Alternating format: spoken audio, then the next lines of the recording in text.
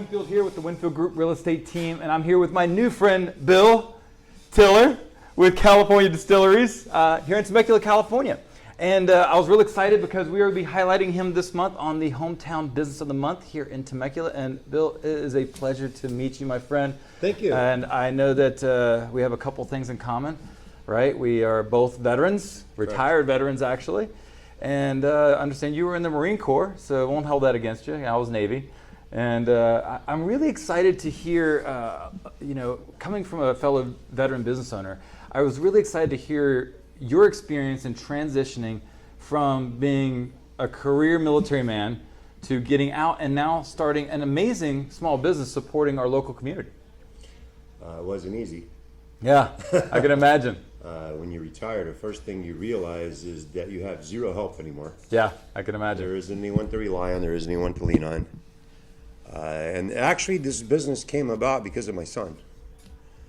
My son is the one that spent several years convincing me we should open this business. We have a family history in our family of almost 300 years making liquor. Wow. So we're the first members of our family to do it legally. Wow. You know, I actually got to meet your son, Billy, right? And he told me that story, and that's actually what intrigued me, quite honestly, because I came in here, and the big thing I want everybody to know here is that, Temecula is known for, of course, wine, and we have a booming craft brewery business going on right now, but I don't think many people know about distilleries here in Temecula. And you kind of started that, right? We were the first distillery in Temecula. As long as we stay here, we get to keep that on our flag. Right. That's right. Yeah, we're the first. There's a second one now that started not long ago. There's gonna be more.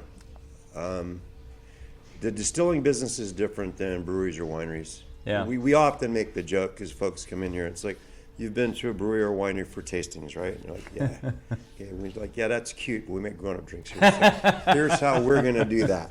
Right. But yeah, we actually support the local breweries and wineries. We have a lot of private events here where we're allowed to sell more than just our spirits. Great. So we only carry local brewery and winery products that we support each other. We're carried by a couple of different folks in town. That's awesome. I think you actually know a good friend of mine, Rob Durant with Inland Wharf. Bobby. He doesn't like that. No, he doesn't. I've highlighted him on this show as well. So he's Robert's a good guy. Yeah. Also Navy guy, of course you got him first. Of course, he's man, a Navy of course. Guy. Navy guys first. Exactly. Yeah, he's a really good guy. We actually carry their beer here quite often. Yeah, I know. He's told me about that, and he's actually the one that initially turned me on because I didn't know there was a distillery here in Temecula. Yeah, we're a pretty much well-kept secret, and the amazing part is we're not easy to find. Well, we're going to try to fix that. Yeah. That's because when we started this was one of the only places the city would allow us based on zoning and stuff. Now things have changed. When we first started this, we weren't allowed to do tastings and make cocktails or any of that sort of stuff. That all changed with laws that we got changed, and we had to get a new license in 2017, which is where the tasting room and all this stuff came from. So we've actually been doing this tasting thing for about 2 years, less than 2 years. Well, I heard that. Actually, that's what Billy told me. He says that you guys were actually pretty instrumental in helping change the regulations and laws for that, correct? Yes. We were. When we started this, when we got our license, there were about a dozen distilleries in the state at the time. We were the only distillery in the valley, one of 2 distilleries in the county. Wow. So we all kind of lock arms because, we're little tiny baby companies, but we lock arms and all pitch in money to help pay for lobbyists and attorneys to try to get some laws changed. Yeah. And we met some state senators and things that were very supportive. So we were actually able to get a law passed. But the thing that was kind of a problem is we figured it would be 5 to 10 years. Right. Because by the time you send a law up and it gets rewritten and then it gets sent back and that whole process, and you get new people and they got to put their name on it. Yeah, they call it bureaucracy. Yeah, it takes a while. Licensing, none of us knew how to handle it, so that actually worked in our benefit because we got to work closely with the ABC and figure out what would be the best way for us to move forward. I just kept saying to them, I want to be successful. Can I do this? Is it legal for me to do this? Right. Can you send me an email that says it's legal for me to do this? Right.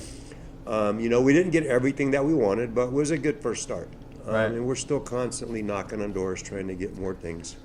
We just want to be treated like breweries and wineries. We should be able to do what they do. I agree with you. And Bill, what I love about it is that you're a family-owned business and family-run business. That is correct. My daughter's in the back right now, Right. bottling products. I know. I love that, and I think that's fantastic. And just so you know, a little test. I'm a equal opportunity drinker. I don't discriminate.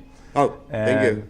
So I actually have had I actually have a couple of bottles at my house, and just phenomenal, by the way. Thank you. So your family recipe is well worn. So I really like that. We get that a lot. Yeah. I had a fella in here on Friday that was telling me it was the best bourbon he'd ever had in his whole life. Right.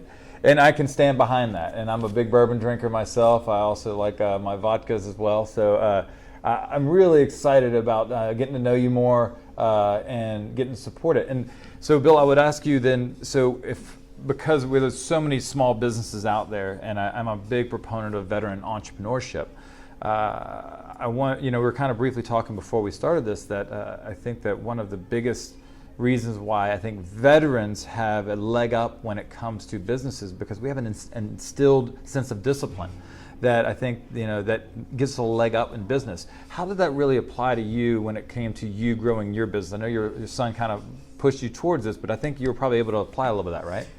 Well, my son and my daughter and my family had never had a business or been in that sort of situation. So I kind of made the rules.